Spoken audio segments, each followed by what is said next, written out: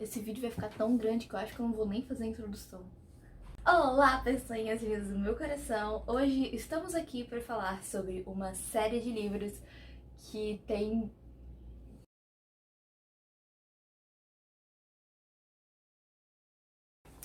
Sabe que horas são? Hora de deixar seu like aqui embaixo, se inscrever nesse canal maravilhoso e mandar esse videozinho para um amigo que você sabe que vai gostar. Então quer dizer que você vai aproveitar essa publicidade negativa que Harry Potter tá tendo agora pra mostrar pra gente uma outra série que pode ser muito melhor do que Harry Potter? Exatamente. Então eu trouxe aqui pra vocês a Arma Escarlate, com todos os seus livrinhos lindos já publicados até hoje. A Arma Escarlate, como vocês já devem ter ouvido falar, não, ainda não é, porque não lançou tudo, mas vai ser uma pentalogia, ou serão 5 livros, que em sua premissa inicial respondem a pergunta que é: e se Harry Potter se passasse no Brasil? Mas eu diria que as semelhanças entre as duas séries acabam mais ou menos em tem uma escola de magia. Porque os temas trabalhados nas duas são muito diferentes. Enquanto Harry Potter fala sobre amor e quanto esse sentimento... a dicção tá ótima hoje. E como esse sentimento pode mudar as pessoas e mudar o mundo, a Arma Escarlate fala sobre lutar pela sua sobrevivência numa sociedade que quer destruir tudo. Escrito por uma mulher brasileira maravilhosa, Renata Ventura, que é super disponível para responder as dúvidas dos fãs e de vez em quando solta os spoilers por aí no Instagram. Tô acompanhando, tô ansiosa pelo 4º livro. Eu espero que ela esteja assistindo isso aqui pra saber que a gente tá querendo. Nesse universo existe uma escola de magia pra cada região do Brasil. Por motivos óbvios que todo mundo que mora no Brasil já sabe, como a extensão territorial e a diversidade cultural que tem aqui. Então, a ideia é que em cada livro o nosso protagonista, o Hugo, visite uma das escolas. Então, no primeiro livro, ele está na Corcovado, que é a escola de magia do Sudeste, que fica no Rio de Janeiro, obviamente. No segundo livro, ele visita a escola do Nordeste, que fica em Salvador, e é o Instituto Paraguaçu de Ensino Bruxo. No terceiro livro, que é dividido em 2 partes, porque, né, ia ter mais de 100 páginas esse negócio aqui, ia ficar difícil de carregar por aí. Então, pra gente que gosta de ler a todos os momentos do mundo e leva o livro pra todos os lugares, ia ser complicado. Imagina o peso disso aqui, junto. Enfim, o Hugo visita a Boiuná, que é a escola da região norte, e a minha preferida. Inclusive, gostaria de ressaltar. Em cada escola a gente conhece novos personagens e conhece a luta de cada lugar, podemos dizer assim. E essas diferenças culturais de região para região são muito marcadas até na estrutura da escola, do jeito que ela funciona. Por isso que é tão interessante de ler e de ver os contrastes. Agora, falando sobre o nosso protagonista, que eu não gosto assim dele porque, gente, todo mundo aqui que já leu o livro pode combinar, ele... passo raiva. Enfim, não consigo descrever, apenas passo raiva. O Hugo é um menino negro e favelado que mora na comunidade de Santa Marta. E aos 13 anos, no meio de uma bagunça que ele estava vivendo, ele recebe a sua carta, como é de costume no nosso país. Os bruxos começam a estudar magia aos 13 anos. E ele assume que aquilo é alguém zoando com a cara dele e deixa pra lá, sabe? Até o momento em que aquela se torna a única possibilidade dele continuar vivo. E aí ele vai atrás torcendo pra que aquilo seja verdade, afinal ele não tem muita escolha. Daí a gente começa a acompanhar as aventuras dele na Corcovado e como ele conhece os Pixies, que são o grupinho de amigos dele pra qual ele entra e é genial. Lá ele descobre que... Não, pera, isso já seria spoiler. Deixa pra lá. Vamos falar então dos outros personagens que não os personagens que estão ali meio protagonistas, mas Hugo, né? Dentro desse grupinho dos Pixies tem um personagem de cada estado da região sudeste. Então temos o Vini, que é paulista, a Caimana, que é carioca, o Índio, que é mineiro, e o Cap, que é capixaba, meu amor da minha vida. E não é só porque ele é do meu estado, porque ele é o melhor personagem de todos os livros. Ele é Azul, gente, eu adoro Azul. Azul é a diretora da escola. Ela é aquela clássica velha louca, que na verdade não é tão louca assim se você parar pra pensar no que ela tá falando. Muitos dos personagens secundários têm um background muito bem explicado e um desenvolvimento ao longo da série. Então, assim como Harry Potter, não tem personagens que sejam o sumo mal ou o sumo bem. Tá, em Harry Potter eu diria que temos a Luna e a Umbridge, mas nesse caso não tem. Então, nessas histórias, nesses passados, a gente tem muita tragédia, tem briga de família, muito novela das nove mesmo. E tem coisa mais brasileira que novela das nove, gente. Então, comentando um pouco mais da brasilidade dentro dessa série, a gente não pode deixar de reparar que criaturas folclóricas de todas as regiões foram adicionadas, foram incorporadas ao mundo mágico da Renata. E isso torna tudo muito mais característico, porque são lendas que você já ouviu, são histórias que você conhece. E, pelo menos pra mim, que sou fascinada por essas coisas de todas as regiões do mundo. Então, é familiar, sabe? É uma leitura que te abraça porque é tudo um pouco conhecido. E os feitiços de Hermes Escarlate são lançados na língua tupi, porque os povos indígenas são os verdadeiros donos da nossa terra e eles descobriram a magia aqui antes de qualquer europeu chegar, então nada mais justo do que ser assim. Outro ponto muito legal pra quem já leu Harry Potter e pra quem não leu, eu acho que é meio indiferente, mas é algo que eu, como fã de Harry Potter, gosto de reparar, que são as referências. Então tem muita referência a Harry Potter. Eu não posso falar quais, porque, né, vai tirar a graça pra fãs de Harry Potter que estiverem lendo Hermes Escarlate. Mas muitas referências, inclusive algumas bem participativas. O último ponto que eu trouxe pra falar com vocês é sobre a censura dos livros.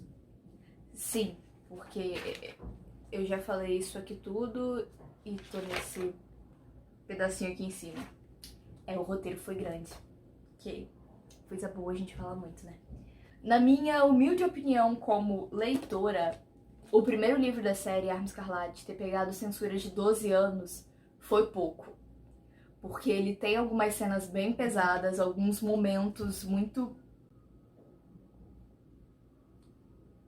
problemáticos, acho que é essa a palavra, para uma criança de 12 anos estar lendo. Mas como é livro, a censura sempre cai. Se fosse um filme tratando dos mesmos assuntos na mesma intensidade, a censura seria mais alta, porque esses seres humanos responsáveis por fazer a censura dos livros subestimam o poder da imaginação das pessoas. Então, quando a gente só lê a cena, a gente é capaz de imaginar coisas muito piores do que realmente aconteceram na visão da autora ou que realmente estão descritas. O segundo livro, se eu não me engano, pegou censura de 14 anos, né? E o terceiro pegou de 16. Me corrija se eu estiver errado aqui nos comentários. Agora, falando um pouco mais da minha experiência como leitora, o meu namorado me deu a Arma Escarlate de aniversário quando só tinha ele e a Comissão Chapeleira lançado, que é o segundo livro. Só que eu enrolei muito pra ler. Eu enrolei, tipo, 1 ano pra ler. Já tava no meu aniversário de novo, tanto que ele me deu o primeiro Dono do Tempo, eu acho. Sabe? Passou muito tempo. Aí ele pegou pra ler a Arma Escarlate, porque ele falou, vou ler aqui. Na verdade, a gente tava algum dia aqui em casa e ele pegou folheando, aí ele viu o nome de... Eu até passei aqui. Ele abriu nesse capítulo. Axé. Aí ele começou a ler assim, tipo, preciso ler esse livro agora. Então, Depois que ele leu e que ele me falou um monte de coisa de como esse livro é maravilhoso, eu falei, tá, preciso ler esses livros.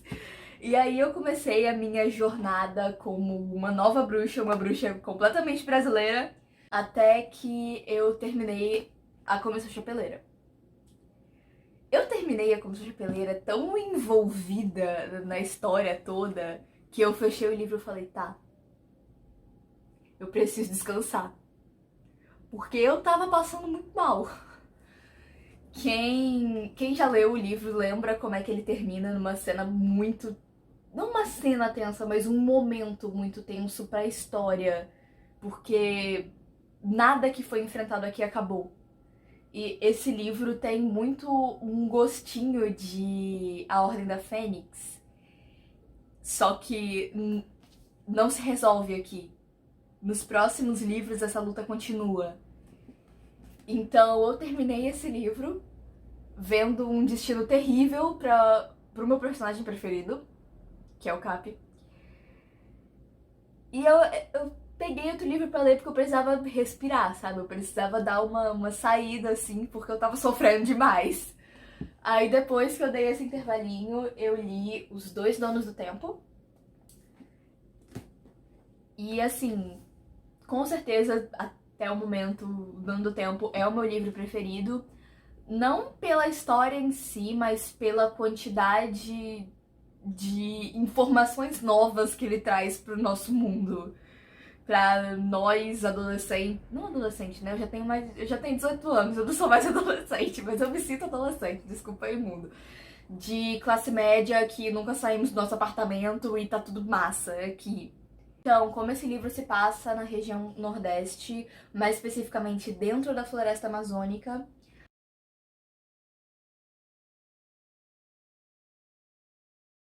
a gente conhece muito mais dessa região um pouco esquecida por todos nós e das lutas e de tudo que eu já falei que essa série maravilhosa significa. Agora, falando um pouquinho mais sobre o que eu espero pra série.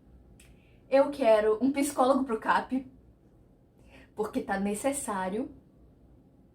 Eu quero uma caimana menos trouxa, no caso, com um namorado melhor, que, pelo amor de Deus, Vini. Eu quero um Hugo com menos raivinha de tudo e de todos, porque me estressa, me irrita. E eu quero um final bom pra Janaína, porque essa mulher merece. A Janaína é um dos flertes, das crushes do Hugo durante o passar dos livros. E o Hugo tem uma pequena tendência a se encontrar, barra se envolver com mulheres que podem matá-lo. A Janaína foi a única que não, pelo que eu me lembro. Ah, não, teve a Maria. Mas. É Maria o nome dela? Eu acho que é. Mas. Todas as outras queriam matar. Então foi triste, né?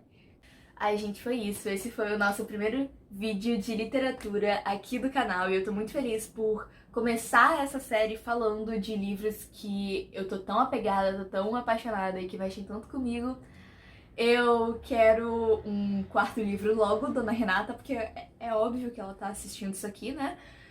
E eu vejo você semana que vem. Não esquece de se inscrever nesse canal, deixar seu like nesse vídeo e mandar pra aquele seu amiguinho que você tá tentando convencer a ler Arma Escarlate, mas ele não quer ler. Então, vai, esse é o seu momento. Eu vejo vocês semana que vem, tô preparando vários vídeos legais. Inclusive, deixem sugestões aqui embaixo de outras obras literárias, outros livros que vocês querem que eu faça essa análise bem descontraída com os meus comentários, a minha experiência e essa bagunça gostosa que eu fiz aqui. Eu vejo vocês semana que vem e tchauzinho! Voltei porque eu percebi que eu falei um monte e não respondi a pergunta que tá na thumb. Arma Escarlate é melhor que Harry Potter ou não? Então, depende um pouco do seu ponto de vista, dos seus gostos e da sua experiência com ambas as leituras. Porque eu gosto muito de Harry Potter, eu gosto muito dessa ideia do amor como o centro de tudo. E tem personagens icônicos e maravilhosos, como a Luna, a Minerva, a Hermione. Inclusive, dava pra fazer um vídeo só sobre mulheres fodas em Harry Potter. Mas já tô prometendo coisa que talvez eu não faça, né? Mas ainda assim eu gosto muito de Arma Escarlate, então, primeiro eu não consigo nem me decidir sobre qual eu gosto mais. E então é completamente relativo. Só tenha uma boa leitura e conheça ambas as obras.